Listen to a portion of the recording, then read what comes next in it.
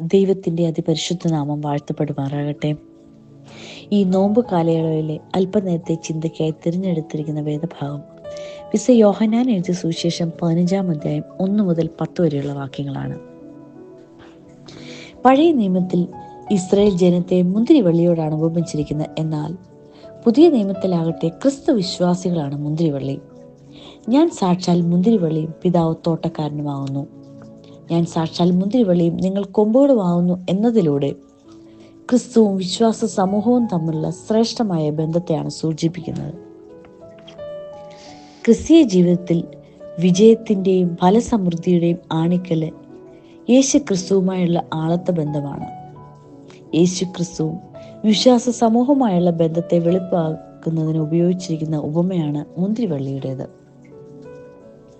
മുന്തിരിവള്ളിയും കൊമ്പുകളുമായുള്ള ഉറച്ച ബന്ധമാണ് ധാരാളമായ ഫലലഭ്യതയ്ക്ക് കാരണം. ഇവിടെ യേശുവും ശിഷ്യന്മാരും തമ്മിലുള്ള ബന്ധം ജീവിക്കുന്ന ജീവനുള്ള ബന്ധമാണ്. നമ്മുടെ ലക്ഷ്യങ്ങൾക്കും ആഗ്രഹങ്ങൾക്കുമുള്ള ഏക മറുപടി യേശുവിനോട് ചേർന്ന് ജീവിക്കുക എന്നതാണ്.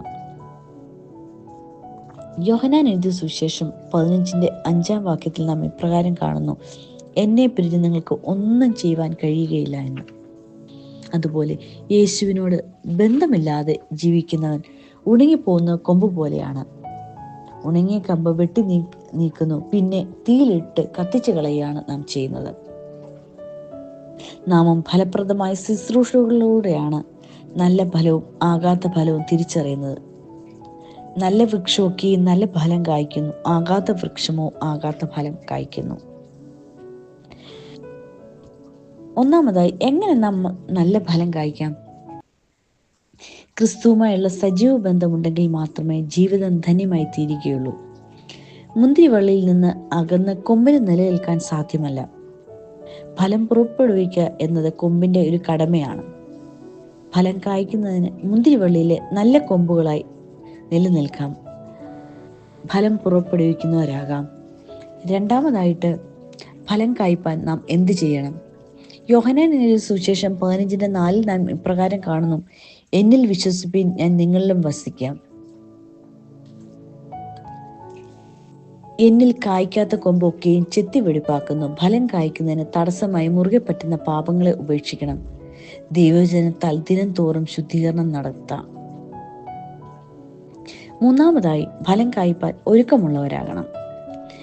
കായ്ക്കുന്ന കൊമ്പുകളെയാണ് അധികം ഫലം കായ്ക്കേണ്ടതിന് ചെത്തി വെടിപ്പാക്കുന്നത്. വ്യത്യസ്തമായ പ്രതിസന്ധികളിൽ കൂടി നമ്മയും കടത്തിവിടുന്നത് ചെത്തി വെടിപ്പാക്കുന്ന ഒരു അനുഭവമാണ്. വളരെ പ്രതീക്ഷയോടെയാണ് ചെത്തി വെടിപ്പാക്കുന്നത്, അധികം ഫലം എന്നുള്ളൊരു പ്രതീക്ഷ. വളരെ ഫലം കായ്ക്കുക മാത്രമല്ല, നിലനിൽക്കുന്ന ഫലം കായ്ക്കേണ്ടതിനാണ് നമ്മെ ആക്കിയിരിക്കുന്നത്. ക്രിസ്തീയ ജീവിതത്തിലും യേശുവിന് ഈ പ്രതീക്ഷയാണുള്ളത്. വ്യത്യസ്തമായ പ്രതിസന്ധികളിൽ കൂടി കടന്നു പോകുമ്പോൾ ഈ പ്രതീക്ഷയാണ് നമ്മെ നിലനിർത്തുന്നത്. നാലാമതായി, നല്ല ഫലം കായ്ക്കുന്നതിലൂടെ ദൈവത്തെ മഹത്വപ്പെടുത്താം. ഫലദായക ജീവിതം അനുഗ്രഹപ്രദമായ ജീവിതമാണ്. ഒരു കൊമ്പും മറ്റൊരു കൊമ്പിനെ നോക്കിയല്ല ഫലം പുറപ്പെടുവിക്കുന്നത്. ഓരോ കൊമ്പും അതതിൻ്റെ കടമയാണ് നിർവഹിക്കുന്നത്. വിശ്വാസ സമൂഹവും മറ്റൊരാളിനെ നോക്കിയല്ല ഫലം പുറപ്പെടുവിക്കുന്നത്.